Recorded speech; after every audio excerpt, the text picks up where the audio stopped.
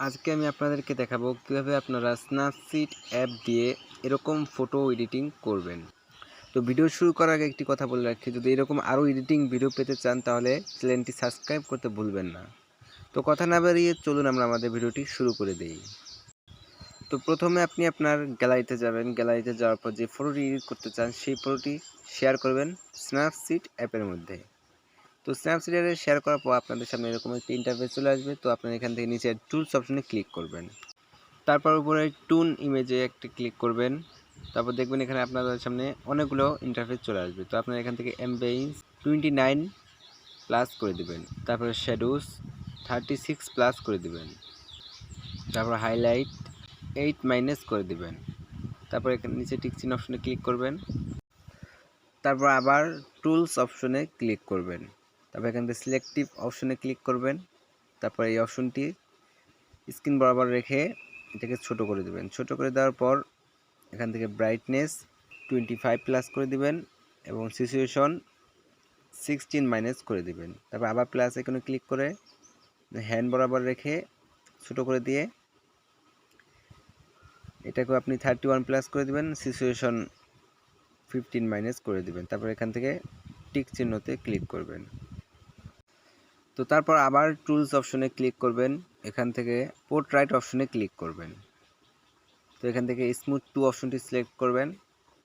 তারপর এখান থেকে স্কিন স্মুথিং অপশনটি 43 প্লাস করে দিবেন। তারপর নিচে টিক চিহ্ন অপশনে ক্লিক করবেন।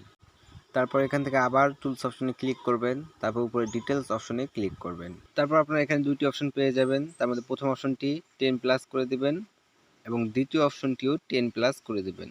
তারপর নিচে টিক চিহ্ন অপশনে ক্লিক করবেন। তারপর এখান থেকে উপরে শেয়ার অপশনে ক্লিক করবেন। তারপর ফটো শেয়ার করবেন লাইটরুম অ্যাপের ভিতরে। তারপর এখান থেকে ব্যাগে যাবেন। ব্যাগে যাওয়ার পর আপনারা এখান থেকে লাইটরুম অ্যাপের ভিতরে চলে যাবেন। তো দেখুন আমাদের ফটোটি এখানে চলে আসছে। তো এখান থেকে আপনারা ব্যাগে যাবেন। ব্যাগে যাওয়ার পর এরকম একটি প্রেসিড ফটো ডাউনলোড করে রাখবেন। তো আমি এটার লিঙ্ক ডিসক্রিপশন বক্সে দিয়ে রাখছি, আপনারা সেখান থেকে ডাউনলোড করে নিতে পারেন। তো তারপর আপনারা এখান থেকে উপরে 3 ডটে ক্লিক করবেন। তারপর এখান থেকে কপি সেটিংয়ে ক্লিক করে উপরে টিক চিহ্নতে ক্লিক করবেন। তারপর এখান থেকে ব্যাগে যাবেন। তারপর আপনার ফটোটিতে ক্লিক করবেন। তো ফটোতে ক্লিক করার পর উপরে 3 ডটে ক্লিক করবেন। তারপর এখান থেকে পেস্ট সেটিংয়ে ক্লিক করবেন। তো দেখুন আমাদের ফটোটির ব্যাকগ্রাউন্ড চেঞ্জ হয়ে গেছে। তো আপনার এই ফটোটি সেভ করবেন। সেভ করার পর ফটোটি আবার শেয়ার করবেন স্ন্যাপসিড অ্যাপের ভিতরে। তারপর এখান থেকে পোর্ট্রেট অপশনটি সিলেক্ট করবেন। তারপর নিচে টিক চিহ্ন অপশনে ক্লিক করবেন। টিক চিহ্ন অপশনে ক্লিক করার পর এখান থেকে আপনারা আবার টুলস অপশনে ক্লিক করবেন। তারপর এখান থেকে ব্রাশ অপশনে ক্লিক করবেন। তারপর এক্সপোজার অপশনটি সিলেক্ট করবেন। তারপর এটাকে 0.3 করে ফটোটি জুম করবেন। তারপর ফটোর ভিতরে এটাকে এভাবে লাগিয়ে দেবেন। তারপর নিচে টিক চিহ্ন অপশনে ক্লিক করবেন। তো টিক চিহ্ন অপশনে ক্লিক করার পর এখান থেকে আপনারা আবার টুলস অপশনে ক্লিক করবেন। তারপর এখান থেকে নিচে ডাবল এক্সপোজার অপশনটি সিলেক্ট করবেন। তারপর এখান থেকে প্লাস আইকনে ক্লিক করবেন। তারপর এখান থেকে গ্যালারিতে যাবেন।